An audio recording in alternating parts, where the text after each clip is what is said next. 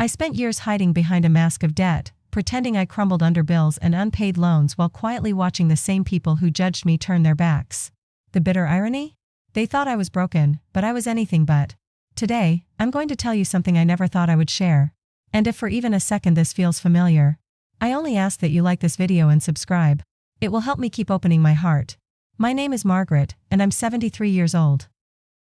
For the past 15 years, I've been living what most people would call a lie. But it wasn't really a lie, it was a test. A test that revealed the true nature of the people I loved most in this world. And what I discovered broke my heart in ways I never imagined possible. Every morning, I would wake up in my small Upper West Side apartment, where the musty smell of old books mingled with the faint aroma of cold coffee from the night before. The city sounds would seep through my cracked windows, honking taxis, endless chatter from the sidewalk below, the occasional ambulance siren fracturing the morning calm. I would sit at my worn kitchen table, carefully arranging bills like a stage production. Overdue notices. Credit card statements with red warnings. Bank letters demanding payments I supposedly couldn't make. But here's what nobody knew: every single one of those bills was already paid. I kept duplicates, outdated notices, and even created fake statements to maintain the illusion. Why? Because I had learned something devastating about human nature, and I needed to see how deep the cruelty could go. You see, I wasn't poor. I wasn't struggling. I was actually quite comfortable financially. My late husband Robert had left me well provided for when he passed 8 years ago. Between his life insurance, our investments, and the small inheritance from my parents, I had enough money to live comfortably for the rest of my life. But I discovered something that shattered my world. The moment people think you're financially vulnerable, they show you exactly who they really are. It started innocently enough. After Robert died, I was genuinely grieving and perhaps not as careful about money as I should have been. I mentioned to my daughter Sarah that I was worried about managing finances on my own. I said I was confused about some bills, concerned about making ends meet. It was true at the moment, not because I lacked money, but because I was overwhelmed with grief and paperwork. Sarah's response still haunts me. Instead of offering to help me organize my finances or suggesting we sit down together to figure things out, her eyes lit up with something I'd never seen before: opportunity. Within a week, she was asking for loans. Small amounts at first, just to help with her mortgage, she said. Just until her husband got a promotion. That's when I made a decision that would change everything. I decided to play along. I wanted to see how far this would go. I wanted to know if my own children, the babies I had carried, the toddlers I had comforted through nightmares, the teenagers I had supported through every crisis, would actually exploit their mother's supposed financial distress. The answer was more devastating than I ever imagined. I created an elaborate performance of financial struggle. I would sigh deeply over bills. I would mention having to choose between groceries and medication. I would wear the same old coat through multiple winters, letting the threads fray and the colors fade. I shopped at thrift stores, not because I had to, but because I wanted to see if anyone would notice. If anyone would care. My son Mark was the second to join the feeding frenzy. He had always been quieter than Sarah, more subtle in his approaches. Where Sarah would ask directly for money, Mark would create situations. His car would break down right before I was supposed to visit. His rent would be late and his landlord threatening eviction. Always urgent. Always desperate. Always my fault if I didn't help. But the cruelest part wasn't the requests for money, it was watching how they treated me once they believed I was poor. The subtle condescension. The way they would explain simple things to me as if poverty had somehow affected my intelligence. The way they would make decisions about my life without consulting me, as if being broke meant I had forfeited my right to have opinions. Sarah started making comments about my living situation. "Mom, maybe you should consider moving somewhere smaller. Cheaper." She would walk through my apartment with this expression of pity mixed with irritation, as if my financial struggles were somehow inconveniencing her personally. Mark would visit less and less frequently. When he did come, he would spend the entire time looking uncomfortable, checking his phone, making it clear that being around his struggling mother was a burden he was nobly bearing. Their father's memory became a weapon they used against me. "Dad would want you to be more careful with money," Sarah would say when I would occasionally treat myself to something small, a new book, a decent bottle of wine, a taxi instead of the subway. They were rewriting history, making Robert into some kind of financial disciplinarian he had never been, using his memory to shame me into further self-denial. The extended family members revealed themselves too. My sister Linda, who had always been competitive with me, suddenly became very concerned about my well-being. But her concern came with judgment. She would make comments at family gatherings about poor decisions and living beyond one's means. She would offer advice about budgeting that I never asked for, delivered with the satisfaction of someone who finally felt superior. Even old friends began to distance themselves. Invitations to dinners stopped coming. When I would suggest meeting for lunch, there were always excuses. I realized that in many social circles, financial struggle is seen as somehow contagious. People avoid it not just because they don't want to be asked for money, but because poverty makes them uncomfortable. It reminds them of their own vulnerability.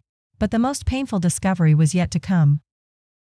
One autumn afternoon, I was in Sarah's apartment helping her with some household tasks, unpaid labor I provided regularly because I was supposedly grateful for any attention from my children.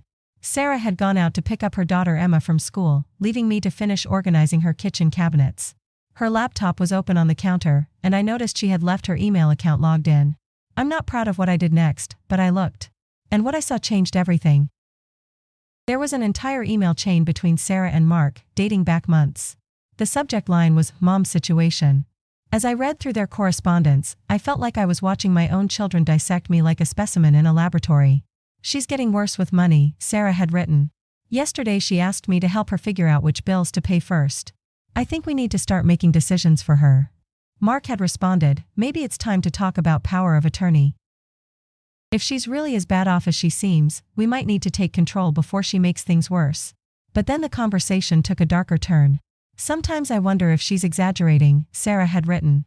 Like when she said she couldn't afford to get her hair done, but then showed up with a new purse. It wasn't expensive, but still.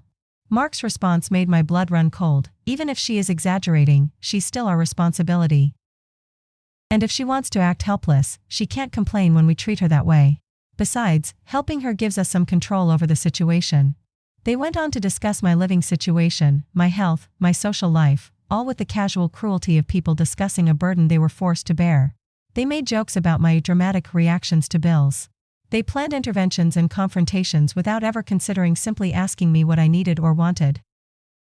But the worst part was reading how they had discussed my late husband's memory. They had actually strategized about using Robert's name to manipulate me. They had decided together to reframe him as someone who would disapprove of my spending, knowing that his opinion was the one thing that could still influence me. I sat in Sarah's kitchen, reading these emails that revealed my own children as strangers, and I cried. Not the gentle tears of sadness, but the harsh, painful sobs of betrayal. These were the people I had sacrificed everything for. These were the people I had put through college, supported through career changes, helped through divorces and illnesses and every crisis life had thrown at them. And they saw me as a problem to be managed. That night, I went home and made a decision. The performance was going to continue, but now it had a different purpose. I wasn't just testing their compassion anymore, I was documenting their cruelty. I was going to see exactly how far they would go. The holidays that year were a masterclass in family dysfunction. Sarah hosted Thanksgiving, and I was seated at what I now think of as the charity case table, a folding table she had set up in the corner of her dining room, supposedly because her regular table couldn't fit everyone. But I noticed that her wealthy in-laws got seats at the main table, while I was relegated to the corner with the children and a cousin nobody particularly liked. During dinner, Sarah made several comments about being grateful for what we have, while looking pointedly at me. She had prepared a smaller portion for me, I noticed, and when I complimented the wine, she quickly mentioned how expensive it had been, a clear signal that I shouldn't expect to be offered any. Mark arrived late and left early, barely speaking to me. He hugged everyone goodbye except me, giving me instead a pat on the shoulder like I was a family pet. When Sarah walked him to the door, I could hear them talking in low voices about me, though I couldn't make out the words. After the holidays, their requests for money became more frequent and more brazen. Sarah asked me to help with Emma's school tuition, a private school expense that I knew they could afford but didn't want to prioritize. Mark needed help with a security deposit for a new apartment in a trendy neighborhood that was way beyond what anyone struggling financially should consider. But what hurt most were the conditions that came with these requests. Sarah began requiring detailed explanations of how I planned to cut other expenses to help her. She wanted to see my budget, to approve my spending decisions. She started shopping with me, ostensibly to help, but really to monitor what I was buying and to comment on every small luxury or pleasure I allowed myself. Mark became expert at emotional manipulation. He would call me late at night, when I was tired and vulnerable, to tell me about his latest financial crisis. He would describe his situation in terms that made it clear that any loving mother would help. He would mention how disappointed his father would be if I failed him now. The cruelest part was how they had learned to use my loneliness against me. They knew that my greatest fear was losing them completely, so they would withdraw their attention whenever I hesitated to help. Phone calls would become less frequent. Invitations would mysteriously disappear. They had figured out that the threat of abandonment was more effective than any direct demand. But I was learning too. I was learning that the people I had loved most in the world were capable of a casual cruelty I had never imagined. I was learning that family bonds, which I had always considered sacred and unbreakable, could be conditional and transactional. I was learning that my own children saw me not as a person with my own needs and dignity, but as a resource to be managed and exploited. And I was planning. The breaking point came on a Tuesday morning in March. I had woken up feeling unwell, not seriously ill, but weak and dizzy in a way that concerned me. At my age, you learn to pay attention to your body's warnings. I called Sarah first, hoping she might be able to drive me to the doctor or at least keep me company until I felt better. "Mom, I'm really busy today," she said before I could even finish explaining how I felt. "Can this wait? I have a client meeting, and then Emma has soccer practice, and then I promised Jessica I'd help her with her presentation. Maybe try Mark?" I called Mark, and his response was even worse. "Mom, you always think you're sicker than you are. Remember when you thought you had food poisoning but it was just stress? Just take some aspirin and rest. You'll be fine." Neither of them called back to check on me. Neither of them seemed to consider that a 73-year-old woman feeling dizzy and weak might actually need some attention. I spent that day alone, gradually feeling better physically but feeling worse emotionally than I had in years. That evening, Sarah called, not to ask how I was feeling, but to see if I could babysit Emma over the weekend. She had been invited to a spa retreat with her friends, an expensive weekend that she somehow had money for despite constantly asking me for financial help. When I mentioned that I had felt unwell earlier and might not be the best choice for babysitting, she became irritated. "Mom, you can't just use being sick as an excuse whenever it's inconvenient. Emma is your granddaughter. Don't you want to spend time with her?" The emotional manipulation was so blatant, so calculated, that I felt something inside me break. Not my heart, that had been breaking gradually for months. What broke was my willingness to continue this charade. "Sarah," I said, and my voice was calmer than I expected. "I need to tell you something." But she had already moved on to the next topic. She was asking about money for Emma's summer camp, explaining how expensive it had become, hinting that a loving grandmother would want to help provide these opportunities for her grandchild. I listened to her for a few more minutes, and then I made an excuse about being tired and hung up the phone. That night, I sat at my kitchen table and made a list. On one side, I wrote down everything I had done for my children over the past 8 years since Robert died. The money I had given them, the favors, the babysitting, the emotional support during their various crises. The list filled 3 pages. On the other side, I wrote down what they had done for me. That list was very short. A few holiday celebrations where I had been made to feel like a burden. Occasional phone calls that were primarily about their needs. Birthday cards that arrived late or not at all. I looked at these 2 lists, and I realized that what I was experiencing wasn't just ungrateful children, it was systematic exploitation. They had identified my vulnerabilities, my fears of abandonment and irrelevance, and they had weaponized them. But they had made one crucial mistake. They had underestimated me. The next morning, I called my financial advisor, a woman named Patricia whom Robert and I had worked with for years. I made an appointment to review my portfolio and to discuss some changes I wanted to make. Patricia had been wondering why I had been living so modestly, why I hadn't been taking advantage of the comfortable financial position Robert had left me in. "Margaret," she said during our meeting, "you know you could afford to live much more comfortably than you have been, right? You could travel, could enjoy some luxuries, could certainly afford to get your hair done regularly and buy yourself some new clothes." I explained to Patricia what I had been doing and why. Her expression changed from confusion to anger to something like admiration. "So you've been testing them," she said. "And they've been failing spectacularly." "Yes," I said. "And now I want to see what happens when the test ends." Patricia helped me set up a new financial structure.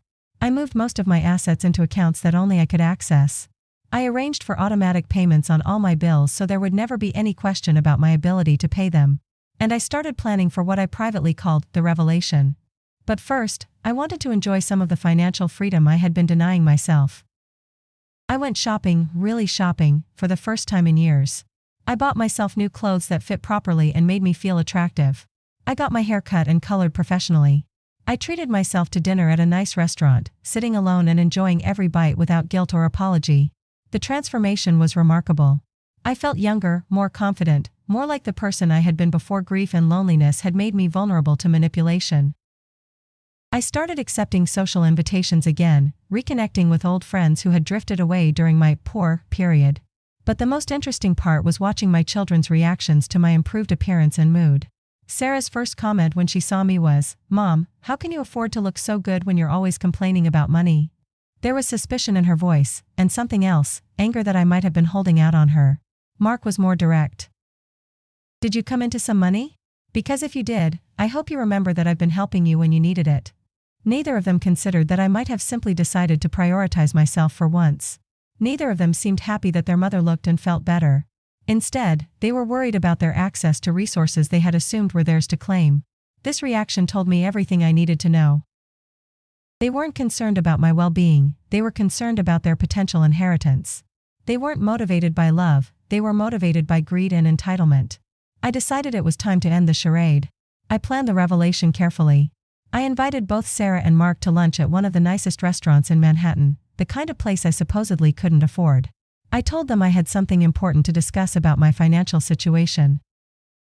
They both arrived expecting either a confession of even deeper financial trouble or a request for more help managing my affairs. Sarah brought a notepad, presumably to take notes about my debts and expenses. Mark brought printouts about assisted living facilities, apparently thinking I was ready to discuss downsizing my life even further. I waited until after we had ordered expensive meals that I insisted on paying for, despite their protests, and then I began to speak. "I have something to tell you both," I said. "And I need you to listen carefully and not interrupt until I'm finished." They leaned forward, Sarah's pen poised over her notepad. "For the past 8 years," I said, "I have been lying to you about my financial situation." Sarah's eyebrows shot up. Mark looked confused. "I am not poor," I continued. "I am not struggling with bills. I am not on the verge of financial ruin. In fact, I am quite comfortable. Your father left me very well provided for, and our investments have done well. I have more money now than when he was alive." The silence that followed was deafening. Sarah's pen fell from her hand. Mark's mouth actually hung open. "But why?" Sarah started to say. "Let me finish," I said firmly. "I created this fiction because I wanted to understand something about human nature. I wanted to see how people treat someone they perceive as vulnerable and needy. I wanted to understand what motivates kindness and what reveals cruelty." Mark was shaking his head. "Mom, that's crazy. Why would you do that to us?" "To you?" I repeated. "Let me tell you what you did to me." I reached into my purse and pulled out a folder. Inside were printed copies of all their emails about me, records of every time they had asked for money, documentation of every cruel comment and manipulation tactic they had used. "For 8 years," I said, "you have treated your mother like a burden and a resource. You have exploited what you thought was my poverty. You have used my supposed desperation to make yourselves feel superior and to justify treating me with contempt." Sarah was turning red. "Mom, that's not fair. We helped you because we love you. Did you?" I asked. "Because I have evidence that suggests otherwise." I started reading from their emails. Their faces went white as I quoted their own words back to them, their jokes about my dramatic reactions to financial stress, their discussions about managing me like I was incompetent, their strategic use of their father's memory to manipulate me. "You used my loneliness against me," I continued. "You withheld affection whenever I didn't comply with your demands. You made me feel like a charity case in my own family. You treated me like I was a problem to be solved rather than a person to be loved." By now, both of them were crying. But I noticed their tears looked more like the tears of people who had been caught than the tears of people who were genuinely sorry. "Mom," Mark said, "we never meant to make you feel that way. Didn't you?" I asked. "Because the evidence suggests it was very deliberate." Sarah was getting defensive. "You lied to us. How can you blame us for believing what you told us?" "I told you I was having trouble with money," I said. "I never told you to treat me with contempt. I never told you to exploit my supposed desperation. I never told you to use me as a source of free money and unpaid labor." The conversation went on for another hour. They cycled through denial, anger, bargaining, and what looked like grief. They accused me of being manipulative, of testing them unfairly, of destroying their trust in me. But what they didn't do was apologize. What they didn't do was take responsibility for their behavior.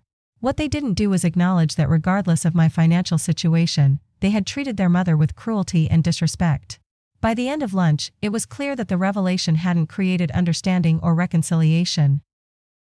Instead, it had revealed the final truth, that my children were exactly who I had feared they were. They were people who felt entitled to exploit others, even their own mother.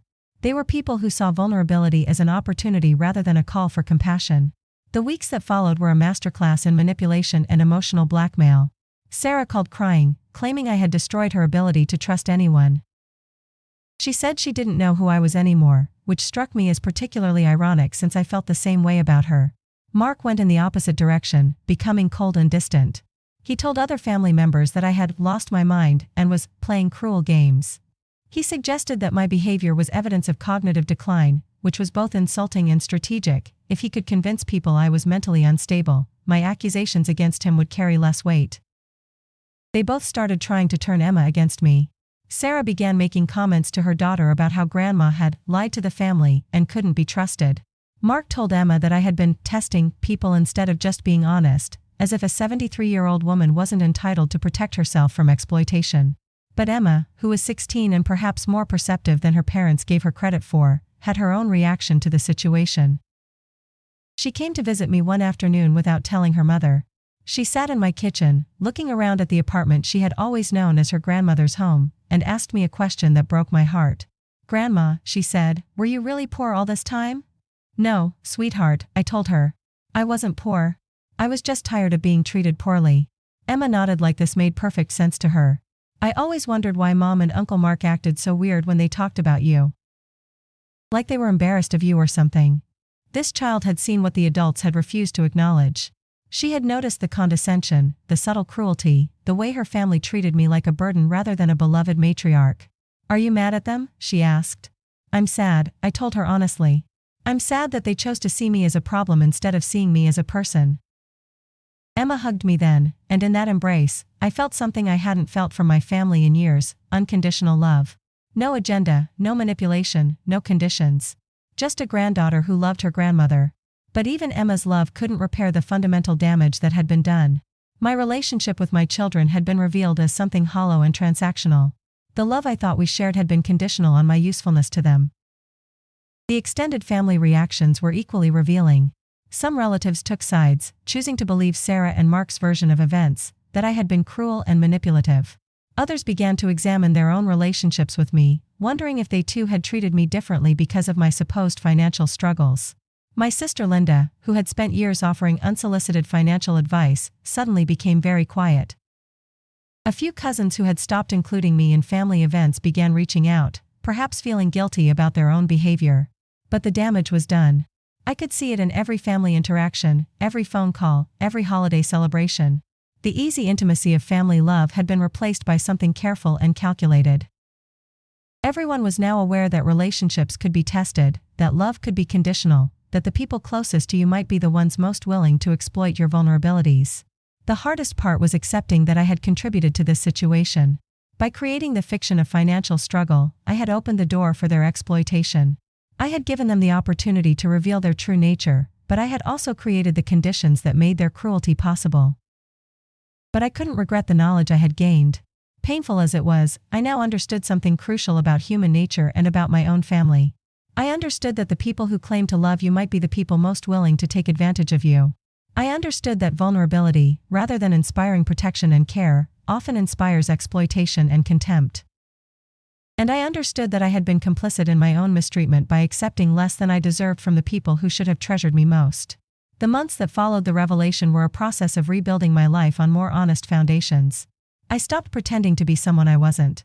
I started living according to my actual means rather than some fiction I had created. I bought myself things I wanted and needed without guilt or apology. I also started setting boundaries with my children. I made it clear that our relationship would need to be rebuilt on mutual respect or it wouldn't continue at all. I stopped providing financial support for their lifestyle choices. I stopped doing unpaid labor disguised as family assistance. I stopped accepting treatment that I wouldn't tolerate from strangers. Sarah's reaction was predictable. She alternated between fury and manipulation, sometimes within the same conversation. She would accuse me of being selfish and cruel, then immediately ask for help with some expense or crisis. She seemed genuinely unable to understand why her behavior had been problematic. Mark withdrew almost completely. He made perfunctory calls on major holidays but otherwise acted as if I had died. His wife, who had always been polite but distant, stopped speaking to me entirely.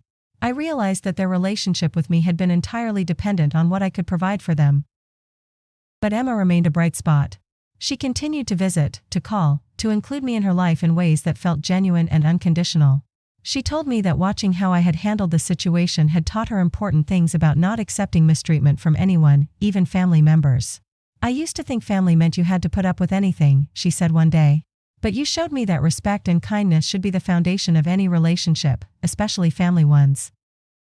Hearing this from my granddaughter made everything worthwhile.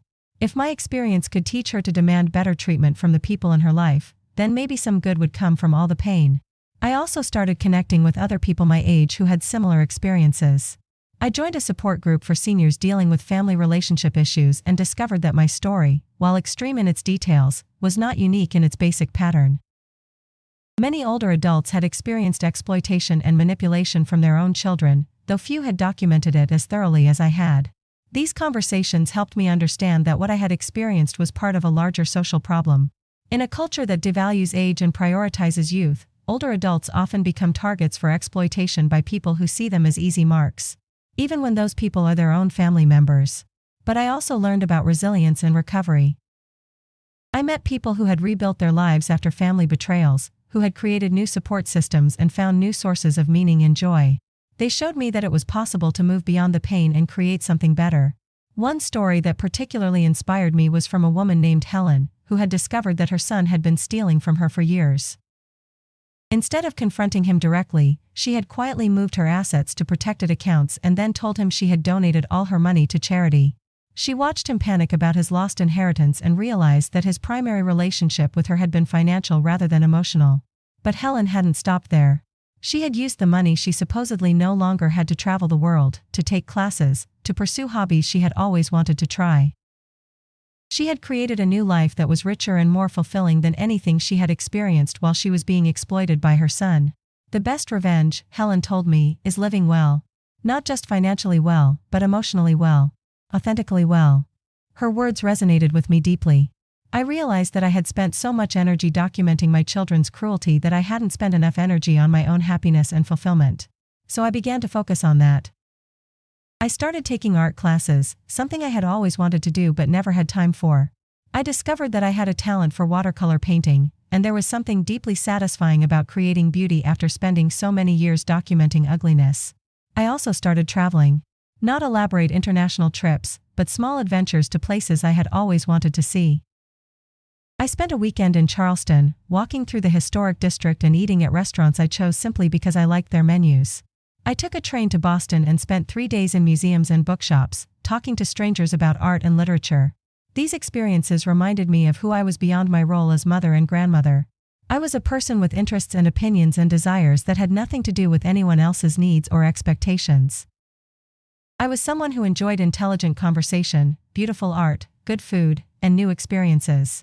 I was also someone who had learned important lessons about human nature, about family dynamics, and about the difference between love and exploitation. These lessons, painful as they had been to learn, were valuable. They had made me stronger and wiser and less vulnerable to manipulation. 6 months after the revelation, I decided to write down my story. Not for publication, initially, but just to process everything that had happened.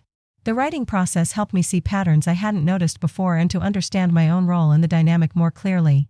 As I wrote, I realized that my story might be helpful to other people in similar situations. How many other older adults were being exploited by their families? How many were accepting mistreatment because they were afraid of abandonment? How many had never considered that they had the right to demand respect and kindness from their own children?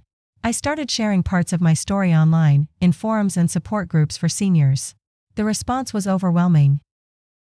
Hundreds of people reached out to tell me similar stories, to thank me for articulating experiences they had never been able to name or address. Many of them told me that my story had given them permission to stop accepting unacceptable behavior from their families. Some had started setting boundaries with exploitative children. Others had left abusive situations they had thought they had to endure forever. One woman in her 80s wrote to tell me that she had been giving her grandson money for drugs for years, believing his lies about medical expenses and job searches. After reading my story, she had finally said no and insisted he get treatment instead. It was the first time she had prioritized his actual well-being over his immediate demands. Another woman had been providing free childcare for her daughter's 3 children for years while her daughter went out with friends and pursued hobbies. The daughter had convinced her mother that this was what loving grandmothers do, while never offering the same level of support in return. After reading my story, this woman had started charging for her babysitting services and had used the money to take the vacation she had been postponing for years. These stories convinced me that sharing my experience more broadly might help other people recognize and address their own situations. That's when I decided to create this video, to tell my story in a way that might reach people who needed to hear it. Because here's what I want you to understand: you don't have to accept mistreatment from anyone, even family members. You don't have to buy love with money or sacrifice your dignity for acceptance. You don't have to pretend to be less than you are to make other people comfortable. And if someone's love for you is conditional on your ability to provide for them, then it isn't love at all. It's a transaction disguised as a relationship. The year since the revelation has been difficult but also liberating. I've lost the illusion of having a close, loving family, but I've gained something more valuable: self-respect and authentic relationships with people who value me for who I am rather than what I can provide. My relationship with Sarah remains strained and superficial. She continues to blame me for the breakdown in our relationship, refusing to acknowledge her own behavior. She has made some efforts to reconcile, but they feel calculated rather than genuine, attempts to regain access to financial support rather than expressions of genuine remorse or love. Mark has essentially cut contact entirely. He sends obligatory cards on major holidays and makes brief phone calls on my birthday, but there's no real relationship there anymore. His wife told a mutual friend that they consider me unstable and manipulative, which is painful but also clarifying. If they can't acknowledge that their behavior was problematic, then they can't be trusted not to repeat it. But Emma has flourished in this new dynamic. Without the tension and resentment that had characterized family gatherings, she and I have developed a genuine friendship. She comes to visit not because her parents require it but because she enjoys my company. We talk about everything: her school experiences, her plans for college, her thoughts about relationships and career choices. She has also become something of a buffer between me and her parents. While I would never ask her to take sides or carry messages, she has naturally become someone who helps maintain minimal contact. She updates me on family news and occasionally advocates for including me in family events when her parents might prefer to exclude me. More importantly, she has learned lessons from this experience that I hope will serve her well throughout her life. She has seen what happens when love becomes conditional and transactional. She has witnessed the importance of setting boundaries and demanding respectful treatment. She has learned that even family relationships require mutual respect and consideration. The broader family dynamics have also shifted. Some relatives have taken Sarah and Mark's side, accepting their narrative that I was cruel and manipulative. But others have begun to question their own relationships with me and to examine how they had treated me during my supposed financial struggles. My sister Linda, who had been so eager to provide unsolicited financial advice when she thought I was struggling, has become much more humble and respectful. She recently apologized for some of her comments during those years, acknowledging that she had been condescending and judgmental. Several cousins who had distanced themselves when they thought I was poor have tried to reconnect now that they know I'm financially comfortable. While I appreciate their efforts, the knowledge that their interest in me is related to my financial status makes it difficult to trust their motivations. But I've also discovered family members who had continued to treat me with kindness and respect regardless of my supposed financial situation. These relationships have deepened and become more meaningful as I've recognized their genuine nature. The friends I've made through support groups and art classes have become an important part of my new life. These are people who know my story and accept me for who I am now, not who they think I should be or what they think I can provide for them. One of these friends, a woman named Dorothy who had a similar experience with her children, has become particularly close.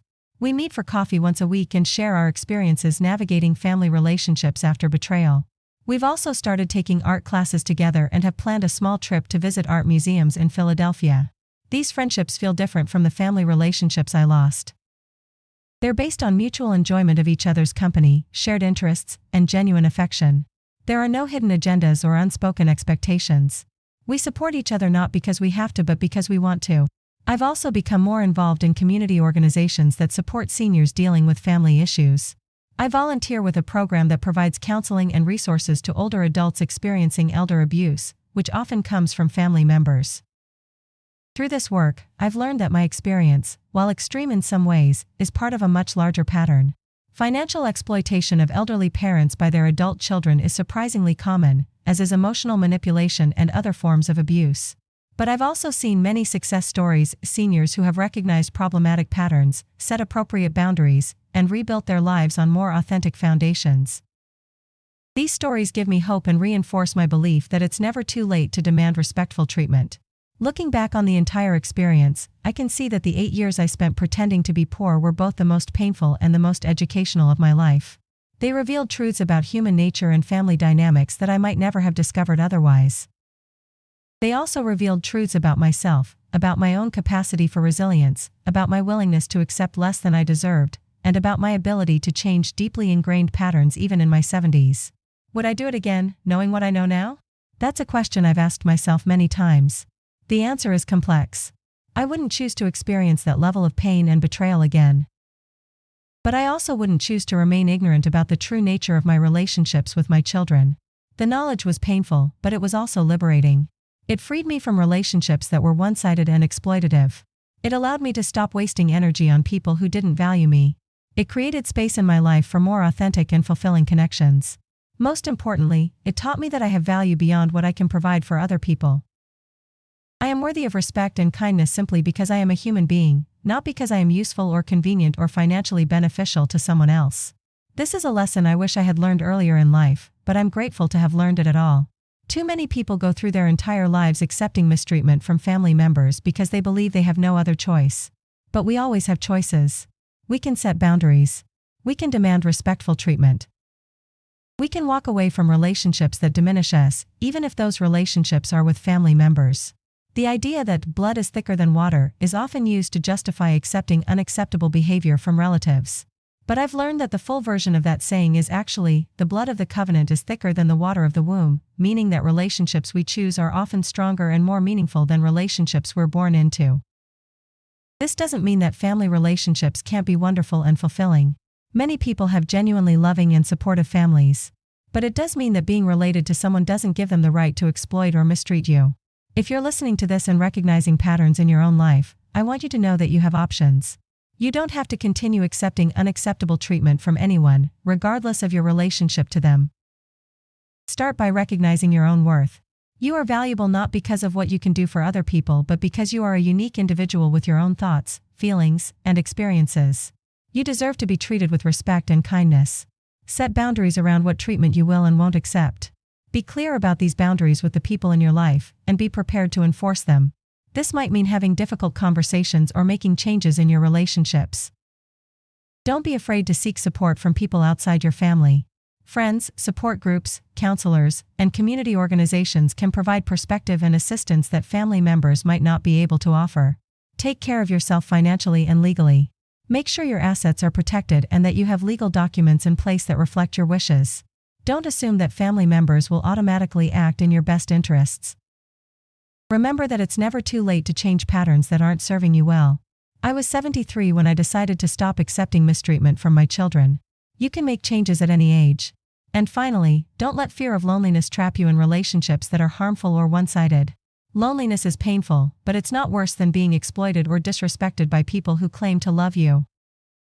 As I share this story with you today, I'm sitting in my apartment overlooking the city that has been my home for so many years. The afternoon light is streaming through windows that I can now afford to keep clean and bright. I'm wearing clothes that fit well and make me feel confident. I have plans for dinner with Dorothy and tickets to a play next weekend. My life is smaller in some ways than it was before the revelation. I have fewer family relationships and some of the connections I do have are more distant and formal. But my life is also more authentic and more fulfilling than it has been in years. I wake up each morning without the anxiety that came from constantly monitoring family relationships for signs of exploitation or rejection. I make decisions based on my own preferences rather than trying to please people who were never going to be pleased anyway. I spend my time and energy on activities and relationships that bring me joy rather than on managing other people's crises and demands. I've discovered talents and interests that I never had time to explore when I was busy being useful to everyone else. Most importantly, I've learned to value myself appropriately. I no longer accept crumbs of affection when I deserve full meals of respect and love. I no longer apologize for taking up space or having needs or wanting to be treated well. This transformation didn't happen overnight, and it wasn't always easy. There were many days when I questioned my decisions, when the loneliness felt overwhelming, when I wondered if I had made a terrible mistake.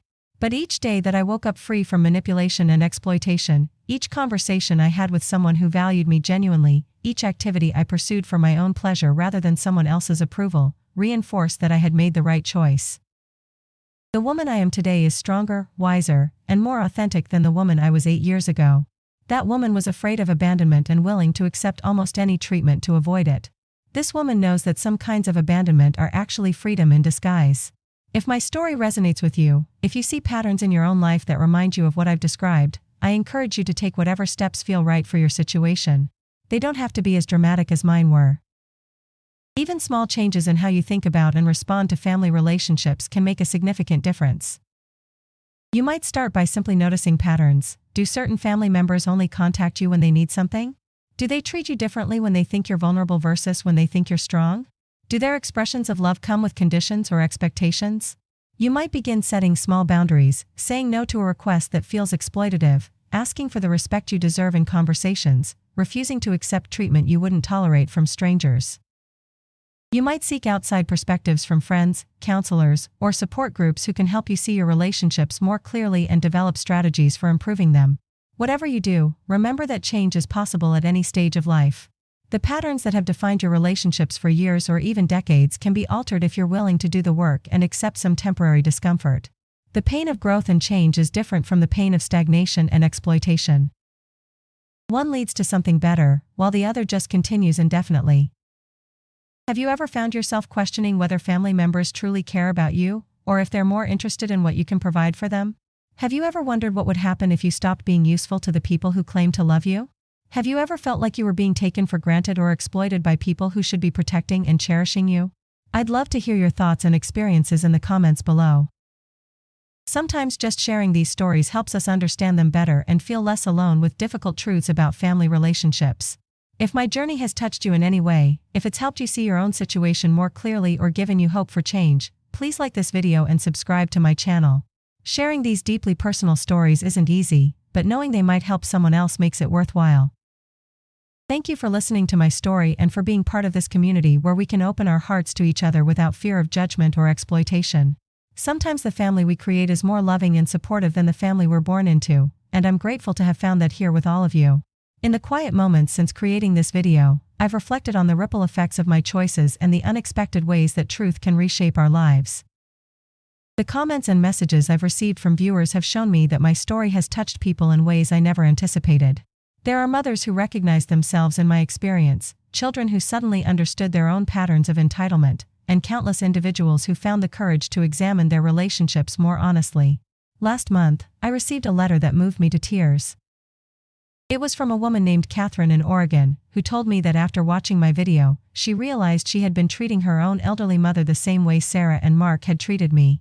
The recognition was so stark and undeniable that she immediately drove to her mother's house to apologize and to begin rebuilding their relationship on a foundation of genuine respect rather than conditional obligation. Your story was like looking into a mirror I had been avoiding for years, she wrote. I saw myself in your children, and I was horrified.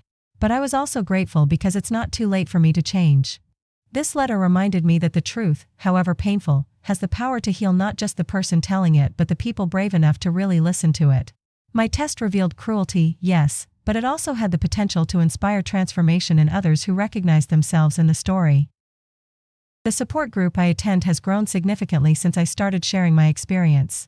We now meet twice a week instead of once, and we've started a mentorship program where people who have successfully rebuilt their lives after family betrayal help guide others who are just beginning that journey. One of the most profound conversations I had was with a man named Robert, the same name as my late husband, which I took as a good sign. Robert was 81 and had discovered that his 3 sons had been systematically draining his savings account for years, convincing him that his memory was failing and that they were just helping him manage his finances. I spent 2 years believing I was losing my mind, he told our group. Every time I questioned a transaction, they would look at me with such pity and concern, telling me that I had approved the expense but forgotten. I started to question everything I knew about myself. Robert's story was more extreme than mine in some ways. His sons had actually committed fraud, not just emotional manipulation. But what struck me most was how he described the relief he felt when he finally accepted the truth about what was happening to him. The betrayal was devastating, he said. But the clarity was liberating. For the first time in years, I trusted my own perceptions again. I remembered who I was before I became their victim. Robert had pressed charges against his sons, something I had never considered doing with mine. His case made national news, and he had become an advocate for elder financial abuse awareness. He told me that speaking publicly about his experience had connected him with his daughter, with whom he had been estranged for years because his sons had poisoned that relationship too. She called me after seeing the news story, he said. She told me she had tried to warn me about my sons years ago, but they convinced me she was jealous and vindictive. I believed them instead of her. I have a lot of amends to make. Stories like Robert's helped me understand that my experience, while painful, could have been much worse. My children had exploited my emotions and my generosity, but they hadn't committed actual crimes. They hadn't stolen from me or tried to have me declared incompetent. Their cruelty was more subtle but no less real. As the months passed, I began to see patterns in the stories shared by our support group members. Family exploitation often followed predictable patterns. It usually began during times of vulnerability, such as after the death of a spouse or during a health crisis. The exploiters often used the language of love and concern to mask their true motives. They gradually escalated their demands and expectations, always testing the boundaries to see how much they could get away with. Most importantly, the healing process also followed patterns. It began with acknowledgement, admitting that the treatment we had accepted was unacceptable. It continued with boundary setting, learning to say no and meaning it. And it culminated with rebuilding, creating new relationships and activities that brought genuine joy and fulfillment. I found myself becoming something of an informal counselor in our group, helping newcomers understand these patterns and navigate the difficult process of changing family dynamics. It was work that gave me purpose and meaning in ways I hadn't expected. One case that particularly touched my heart was that of Maria, a 70-year-old widow whose only daughter had been using guilt and manipulation to exploit her mother's desire to be helpful. The daughter would create constant crises, car troubles, job problems, relationship drama, that always seemed to require her mother's immediate financial assistance or extensive emotional support. I realized I hadn't had an actual conversation with my daughter in years, Maria told me during one of our coffee meetups. Every phone call was about her latest emergency. Every visit was about what I could do to fix her life. I had become her personal crisis management service, not her mother. Maria decided to try a modified version of what I had done. She didn't pretend to have financial problems, but she did start setting boundaries around her availability and assistance. She told her daughter that she would be happy to have conversations about their family, their interests, their lives, but that she was no longer going to provide emergency financial assistance or serve as a constant problem solver. The first few months were brutal, Maria admitted. She accused me of not loving her anymore, of becoming selfish in my old age, of abandoning her when she needed me most. She even said I was becoming like her grandmother, who she claimed was cold and withholding. But Maria held firm, and gradually, something shifted. Her daughter began to realize that her mother was serious about these boundaries. She started developing her own problem-solving strategies and building other support systems. Most surprisingly, she began initiating conversations that weren't about crises or requests for help. Last week she called just to tell me about a book she had read, Maria said with wonder in her voice. We talked for an hour about literature and philosophy and what we had been thinking about lately. It was the first time in years that I felt like I was talking to my daughter as a person, not as a bank or a crisis hotline. Maria's success story gave me hope about the possibility of authentic reconciliation with my own children, but it also made me realize how different our situations were. Maria's daughter had been selfish and entitled, but she hadn't been deliberately cruel. She hadn't strategized about manipulating her mother or made jokes about her vulnerability. The level of calculation I had discovered in Sarah and Mark's behavior was qualitatively different. This distinction became clearer to me when Emma shared something during one of our visits. She was now 17, preparing for college applications, and had started asking more probing questions about the family dynamics she had witnessed growing up. "Grandma," she said one afternoon while we were painting watercolors together, "I've been thinking about what Mom and Uncle Mark did, and I'm trying to understand if they really didn't know how they were treating you, or if they knew but didn't care." It was such a perceptive question from someone so young. I had been wrestling with the same issue for over a year. "I think," I said carefully, "that they convinced themselves they were being helpful and responsible, even when their actions were hurtful. People are very good at justifying behavior that benefits them." Emma considered this. "But some of the things they said in those emails, about managing you and controlling the situation, that doesn't sound like people who thought they were being helpful. That sounds like people who knew exactly what they were doing." She was right, of course. The language my children had used in their private communications revealed a level of awareness and intentionality that contradicted their later claims of innocent concern. This realization helped me understand why their reactions to the revelation had been so focused on anger and defensiveness rather than genuine remorse. People who are truly shocked by the harmful impact of their actions typically respond with some degree of self-reflection and desire to make amends. People who are primarily angry about being caught in behavior they knew was wrong respond with attacks and blame shifting. Emma's observations also helped me see how perceptive she had been throughout the years of my poverty performance. While the adults in the family had been focused on my supposed financial struggles, she had been noticing the subtle dynamics of respect and disrespect that accompanied those struggles. I used to hate family dinners, she confided. Not because of the food or anything like that, but because of the way people talked to you. Even as a kid, I could tell something was wrong with how they treated you compared to how they treated other adults. Her words validated something I had wondered about, whether the condescension and disrespect I had experienced had been as obvious to others as it had felt to me. Apparently, even a child could see it, which made the behavior of the adults even more inexcusable. Emma's perspective also gave me insight into how family dysfunction affects multiple generations. She had grown up watching her parents treat their mother with conditional love and utilitarian calculation. Without intervention, she might have learned that this was normal family behavior and repeated those patterns in her own adult relationships. But witnessing my decision to stop accepting unacceptable treatment had taught her different lessons about relationships and self-respect. She was learning to recognize manipulation and exploitation, to value authenticity over convenience, and to understand that love should be based on genuine care rather than transactional benefit. I've been thinking about college applications, she told me during another visit, and I realize I want to study psychology or social work. I want to understand family systems and help people who are in situations like you were. This announcement filled me with a pride and joy that I hadn't experienced in years. Not only was Emma choosing a path that reflected genuine compassion and intellectual curiosity, but she was being directly inspired by our family's difficult experience to create something positive in the world. It struck me that this might be the real legacy of my test, not just the personal knowledge I had gained about my children's character, but the broader lessons about relationships, integrity, and self-worth that had emerged from that knowledge. If Emma could learn from my experience and use it to help other families, then perhaps all the pain would have served a larger purpose. As Emma's senior year progressed, I began to see how differently she navigated relationships compared to her parents. When friends asked her for favors or tried to pressure her into activities she didn't want to participate in, she was able to say no clearly and without guilt. When classmates attempted to use emotional manipulation to get her to do their homework or provide other academic assistance, she recognized the tactics immediately and refused to be drawn in. It's interesting, she told me. Now that I know what manipulation looks like, I see it everywhere. But I also see genuine care and friendship, and the difference is really obvious once you know what to look for. Her ability to distinguish between authentic and inauthentic relationships impressed me greatly. I realized that many adults never develop this skill, which is why they remain vulnerable to exploitation throughout their lives. Emma also began to challenge her parents' behavior in ways that surprised all of us. When Sarah made disparaging comments about me during family conversations, Emma would calmly point out that the comments were inappropriate and hurtful.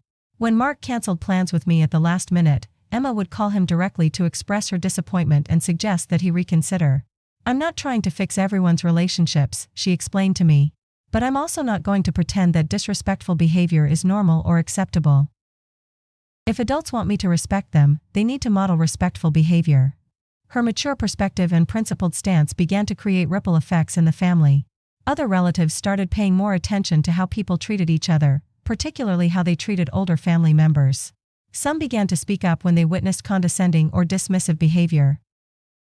My sister Linda, who had been working on rebuilding our relationship since her apology months earlier, told me she had started noticing similar patterns in other families she knew. I've been watching how my friends talk about their aging parents, she said during one of our phone conversations, and I'm seeing a lot of the same attitudes and behaviors that I had toward you. It's like we've all been trained to see vulnerability as an invitation to take control rather than as a call for support. Linda's observation highlighted something important about societal attitudes toward aging and dependency. In a culture that prizes youth, independence, and productivity, people who become vulnerable due to age, illness, or financial stress often find themselves devalued and marginalized, even by their own families. But my experience had taught me that vulnerability doesn't have to mean powerlessness. By setting boundaries, demanding respect, and being willing to walk away from relationships that didn't serve me, I had reclaimed my power even in a vulnerable situation. This lesson had broader applications beyond family relationships. I began to see how people in many different circumstances, women in workplace settings, elderly people in healthcare environments, individuals facing economic hardship, could benefit from understanding that they deserved respect regardless of their level of power or independence. I started volunteering with organizations that served these populations, sharing my story and the insights I had gained from it. The response was consistently powerful. People who had been accepting mistreatment because they felt they had no choice began to see alternatives. They learned to recognize manipulation and exploitation, to set boundaries, and to prioritize their own dignity and well-being. One particularly memorable experience was speaking to a group of women who were navigating divorce after long marriages. Many of them were dealing with adult children who were pressuring them to reconcile with abusive or neglectful spouses, often because those children were more concerned with maintaining family stability than with their mother's safety and happiness. I spent 43 years married to a man who treated me like I was invisible, one woman told me after my presentation. When I finally decided to leave, my children begged me to reconsider because they were worried about what their friends would think about having divorced parents. They made me feel selfish for prioritizing my own well-being. Her story reminded me of how often people, especially women, are expected to sacrifice their own needs for the supposed harmony of family systems. The idea that keeping everyone else comfortable is more important than protecting yourself from harm or exploitation is deeply embedded in many family cultures. But just as I had learned that I didn't have to accept financial exploitation disguised as filial concern, these women were learning that they didn't have to accept emotional or physical abuse disguised as family loyalty. The connections I made through this volunteer work enriched my life in unexpected ways. I met people of all ages who were dealing with similar challenges, and I found that sharing my experience and learning from theirs created a sense of community and purpose that I had been missing during my years of family dysfunction. One of the most meaningful relationships I developed was with a social worker named Jennifer who specialized in elder advocacy. She had read about my story in one of the support group newsletters and reached out to ask if I would be willing to help develop educational materials about family financial exploitation. "We see cases like yours all the time," she told me during our first meeting. "But most of the victims never recognize what's happening to them because the exploitation is wrapped in language about love and family obligation. Your story is powerful because you were able to document the process and articulate the emotional impact so clearly." Working with Jennifer gave me a new sense of purpose and direction. We developed workshops, informational brochures, and online resources that helped people identify the warning signs of family exploitation and understand their options for addressing it. The work was challenging because it required me to revisit painful aspects of my experience repeatedly, but it was also deeply satisfying. Every time someone told me that our materials had helped them recognize and address problems in their own family relationships, I felt that my difficult journey had served a meaningful purpose. Through this work, I also learned more about the legal aspects of elder exploitation. I discovered resources and protections that I hadn't known existed during my own experience. While I had never considered legal action against my children, I learned that many people in similar situations did have legal recourse for financial exploitation, emotional abuse, and other forms of family maltreatment. This knowledge reinforced my belief that no one should feel trapped in exploitative family relationships. There are resources, support systems, and legal protections available, though they often require the person being exploited to recognize their situation and be willing to take action to change it. As the second anniversary of the revelation approached, I reflected on how dramatically my life had changed. I was no longer the lonely, exploited woman who had spent years documenting her children's cruelty. I was now someone who had rebuilt her life around authentic relationships, meaningful work, and genuine self-respect. My relationship with Sarah remained limited and formal. She had never apologized for her behavior or acknowledged the impact of her actions. Occasionally, she would make overtures toward reconciliation, but they always seemed to be motivated by practical concerns: upcoming holidays, Emma's graduation, family events where my absence would be noticeable, rather than genuine desire to repair our relationship. Mark continued to maintain minimal contact. His calls on holidays were brief and stilted, more like obligations being discharged than expressions of family connection. I had accepted that this was likely the permanent state of our relationship, and while it saddened me, it no longer devastated me. But Emma continued to flourish. She had been accepted to several excellent universities and planned to study psychology with a focus on family systems and trauma. She talked excitedly about research opportunities and internships with organizations that served vulnerable populations. "I want to study why some families become healthier after crises while others fall apart," she told me. "I think understanding those differences could help a lot of people." Her academic interests reflected the wisdom she had gained from our family's experience. She understood that crisis and conflict could be opportunities for growth and positive change, but only if people were willing to examine their behavior honestly and make necessary adjustments. Emma's perspective gave me hope not just for her future but for the broader possibility of breaking generational patterns of dysfunction. If she could learn from my experience and develop healthier relationship skills, she could pass those lessons on to her own children someday. The support group I had joined continued to be an important part of my life. We had developed into a close-knit community of people who understood the unique challenges of rebuilding life after family betrayal. Some members had reconciled with family members who showed genuine remorse and willingness to change. Others, like me, had accepted that some relationships were too damaged to repair but had found peace in that acceptance. What we all shared was a commitment to living authentically and demanding respectful treatment from the people in our lives. We had learned that family relationships, like all relationships, should be based on mutual care and respect rather than obligation and exploitation. Dorothy, my friend from the support group, had become like a sister to me. We had traveled together, taken classes together, and supported each other through the ups and downs of rebuilding our lives. Our friendship was based on shared interests, genuine affection, and mutual respect, all the elements that had been missing from my relationships with my children. "Sometimes I wonder if we appreciate each other more because we both know what it feels like to be unappreciated," Dorothy said during one of our weekly coffee dates. Her observation made me think about how my experience had changed my approach to all relationships. I was more attentive to signs of respect and disrespect, more willing to invest in relationships that felt genuine, and more quick to distance myself from relationships that felt exploitative or one-sided. This heightened awareness had improved not just my close relationships but also my casual interactions with service providers, neighbors, acquaintances, and others. I had learned to expect basic courtesy and respect from everyone I dealt with, and I had become more skilled at eliciting that treatment. As I updated my will and estate planning documents on the advice of Patricia, my financial advisor, I reflected on how different my considerations were now compared to what they would have been 2 years earlier. Then, I would have been focused primarily on providing for my children and ensuring they inherited the maximum possible amount from my estate. Now, I was thinking more carefully about how to distribute my assets in ways that reflected my values and priorities. I was making provisions for Emma's education, establishing charitable contributions to organizations that served elderly people and families in crisis, and ensuring that my resources would be used to create positive impact rather than simply transferred to people who felt entitled to them. I also made sure that Emma understood my decisions and the reasoning behind them. I didn't want her to be surprised or unprepared for potential family conflict after my death.